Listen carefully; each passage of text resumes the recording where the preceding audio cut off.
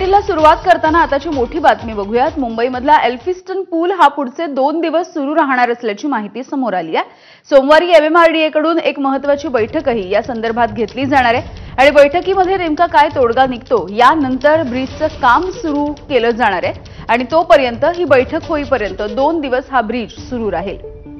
खरं तर काल एल्फिस्टनचा पूल बंद होणार होता, त्याचं तोडकाम केलं जाणार होतं। या ठिकाणी दुसरा डबल डेकर पूल उभारला जाणार आहे, मात्र तिथल्या स्थानिकांनी या गोष्टीला काहीसा विरोध केलेला होता आणि त्यानंतर आताची ही बातमी आपण बघतोय। एल्फिस्टनचा पूल हा 2 दिवस आणखी सुरू राहणार असल्याचं कळतंय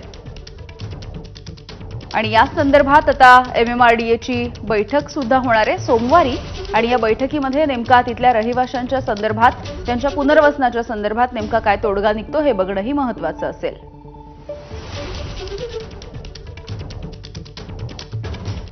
आणि यानंतर महत्त्वाच्या बातम्यांचा वेगवान आढावा 7च्या 70 बातम्या।